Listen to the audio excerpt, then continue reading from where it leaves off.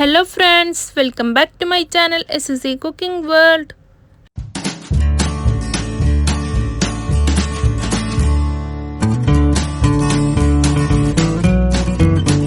ഇന്ന് ഞാൻ നിങ്ങളുടെ മുമ്പിൽ വന്നിട്ടുള്ളത് നല്ല ടേസ്റ്റിയും വെറൈറ്റി ആയിട്ടുള്ള സാബുദാന കൊണ്ടും സവാള കൊണ്ടും ചെയ്തിട്ടുള്ള ഒരു അടിപൊളി കീറിൻ്റെ റെസിപ്പിയുമായിട്ടാണ് കേട്ടോ. പായസം റെസിപ്പിയിലോട്ട് കിടക്കുന്നതിന് മുമ്പായി ഞാൻ എന്നും പറയാറുള്ളത് പോലെ നമ്മളുടെ ഈ ചാനൽ ഇതുവരെ സബ്സ്ക്രൈബ് ചെയ്യാതെയാണ് ഏതെങ്കിലും കൂട്ടുകാർ എവിടെയെങ്കിലും കണ്ടുകൊണ്ടിരിക്കുന്നുണ്ടെങ്കിൽ ഒന്ന് പോയി സബ്സ്ക്രൈബ് ചെയ്യാനും കൂടെയുള്ള ആ കുഞ്ഞു ബെൽ ബട്ടൺ ഒന്ന് പ്രസ് ചെയ്ത് സപ്പോർട്ട് ചെയ്യാനും മറക്കല്ലേ.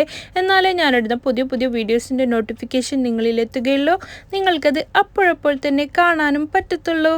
ഇതുവരെ ആരും കാണിക്കാത്ത റെസിപ്പിയാണ് കേട്ടോ ഇത് തയ്യാറാക്കാൻ വേണ്ടിയിട്ട് ആദ്യം തന്നെ ഞാൻ ചെറിയ സാബുദാനയിലെ അതാണ് കേട്ടോ എടുത്തിട്ടുള്ളത്. ഒരു സവാള, ഒരു പീസ് കപ്പയിലെ തപ്പിയൊക്ക അതാണ് കേട്ടോ. ആദ്യം നമ്മൾക്ക് സാബുദാനനെ നല്ല പോലെ കഴുകിയെടുത്തതിന് ശേഷം ഇതിൽ 3/4 ഭാഗത്തോളം വെള്ളം ഒഴിച്ചെടുത്തിട്ട് നമുക്ക് ഇതിനെ വേവിക്കാൻ വേണ്ടിയിട്ട് വെക്കാം. ആ വേവുന്ന സമയം കൊണ്ട് നമ്മൾക്ക് സവാള ചെറുതായിട്ട് കൊത്തി അരിയണം കേട്ടോ. നമ്മൾ ആംപ്ലേറ്റിനൊക്കെ അരിയൂലേ അതുപോലെ തന്നെ ആക്കിയിട്ട് അരിയണം. അതിൽ നല്ലോണം എത്രത്തോളം കുഞ്ഞായിട്ട് അരിയാൻ പറ്റുമോ അത്രത്തോളം കുഞ്ഞായിട്ട് അരിയണം. ഇത് ചോപ്പറിലൊന്നും ഇട്ടിട്ട് അരിയേണ്ട ആവശ്യമില്ല. നമ്മൾക്ക് ഇങ്ങനെ തന്നെ ചെയ്താലേ പെർഫെക്റ്റ് ആയിട്ടുള്ള കട്ടിങ് കിട്ടുള്ളൂ. അതിനെ കൊണ്ടാണ് ഞാൻ കയ്യിൽ തന്നെ ഒരു സവാളയിലുള്ളൂ ഇങ്ങനെ ചെയ്തെടുക്കുന്നുള്ളത് കേട്ടോ. ഇതുപോലെ നല്ലോണം കൊത്തി അരിഞ്ഞെടുത്തിട്ടുണ്ട്. ഇത് മുഴുവനായിട്ട് ഞാൻ അരിഞ്ഞെടുത്തതിന് ശേഷം വെള്ളത്തിലിട്ടിട്ട് തിളപ്പിച്ചിട്ട് എടുക്കുകയാണ്. അതിലിട്ടിട്ടാണ് വേവിക്കുന്നുള്ളത്. വെള്ളം തിളക്കാൻ വേണ്ടി വെച്ചിട്ടുണ്ടായിരുന്നു ഒരു പാനിൽ. അപ്പോൾ അതിലേക്ക് തന്നെ ഇത് ഇട്ടെടുത്തിട്ടുണ്ട്. ഇത് നന്നായി വെട്ടി തിളച്ചതിന് ശേഷം ഒരു ഹാഫ് കുക്കായി കിട്ടണം. അതിന് ശേഷമാണ് നമ്മൾ ഇതിനെ കൊണ്ട് ഉണ്ടാക്കുന്നുള്ളത്. അപ്പോഴേക്കും നമുക്ക് സാബുദാന അവിടെ റെഡിയായിട്ടും ഉണ്ട്.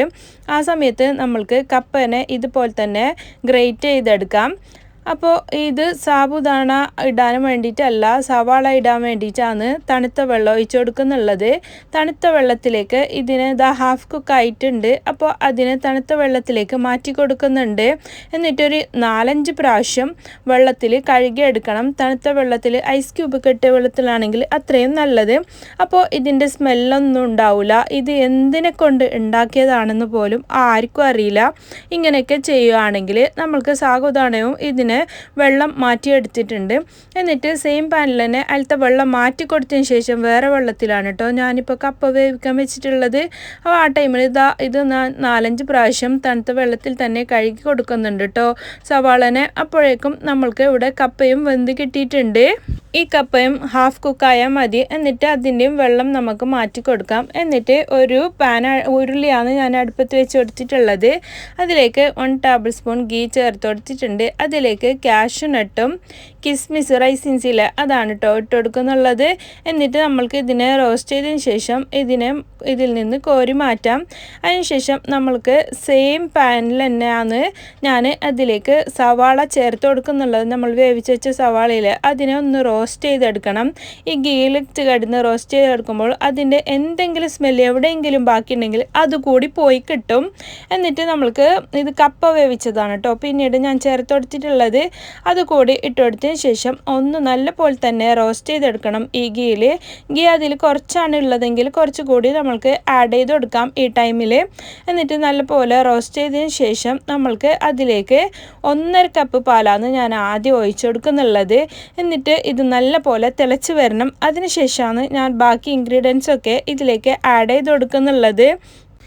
ഇത് നല്ല പോലെ ഒന്ന് തിളച്ച് വന്നതിന് ശേഷം നമ്മൾക്ക് ഇതിലേക്ക് പിന്നീട് ഞാൻ ചേർത്ത് കൊടുക്കുന്നുള്ളത് ബാക്കി വെച്ചിട്ടുള്ള പാല് കൂടിയാണ്.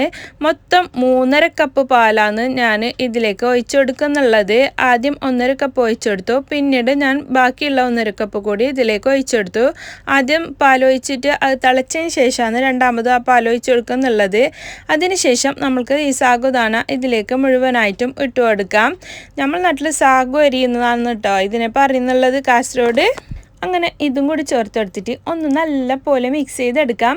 അപ്പോൾ ഈ ടൈമിലൊക്കെ നല്ല പോലെ തിളച്ച് വരുന്നതിനനുസരിച്ചിട്ട് ഇത് കുറുകി വരും. ആ ടൈമിൽ നമ്മൾക്ക് ഏലക്കപ്പൊടി ഒരു 1/2 ടീസ്പൂണ് പാലിൽ തന്നെ കലക്കി എടുത്തിട്ട് നമ്മൾക്ക് അതിലേക്ക് ഒഴിച്ചു കൊടുക്കാം. ഡയറക്റ്റ് പൊടി ഇട്ട് കൊടുക്കുമ്പോൾ അത് അവിടെ ഇവിടെ ആയിട്ട് കട്ട പിടിച്ച് പോകും. അത് ഇല്ലാതിരിക്കാൻ വേണ്ടിയിട്ടാണ് ഇങ്ങനെ കലക്കി ഒഴിച്ചു കൊടുക്കുന്നുള്ളത്. എന്നിട്ട് ഒന്ന് മിക്സ് ചെയ്തെടുക്കാം. എന്നിട്ട് നല്ല പോലെ ഒന്ന് തിളക്കാൻ വേണ്ടിയിട്ട് ഒരു 5 മിനിറ്റ് അവിടെ വെയിറ്റ് ചെയ്ത് നിൽക്കാം.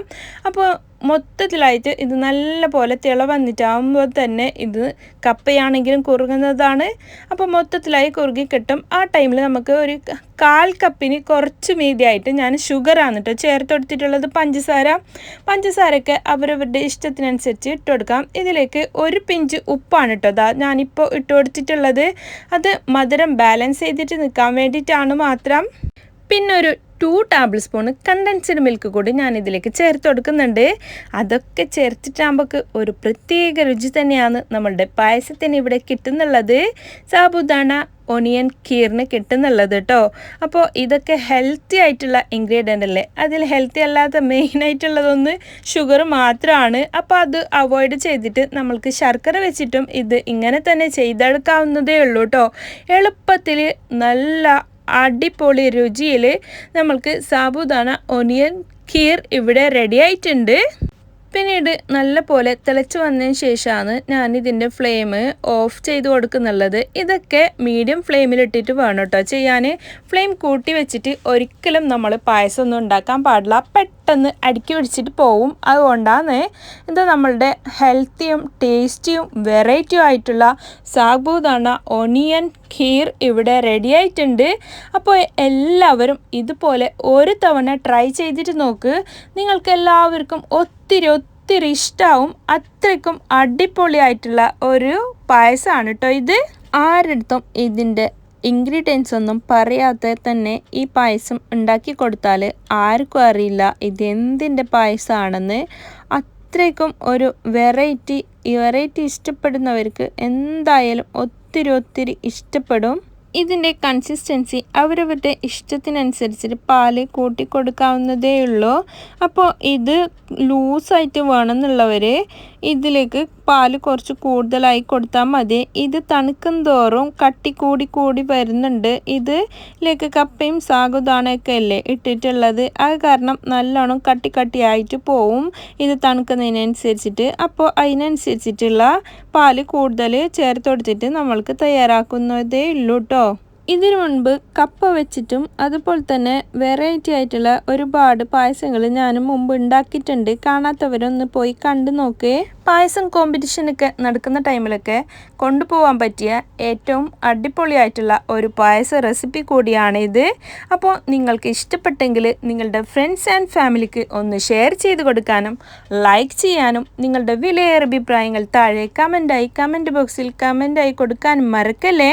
ഇനിയും ഒരുപാട് പുതിയ വീഡിയോസുമായും കിച്ചൺ ടിപ്സുമായും നിങ്ങളുടെ മുമ്പിൽ വരുന്നത് വരെ എല്ലാവർക്കും ബൈ. Thanks for watching.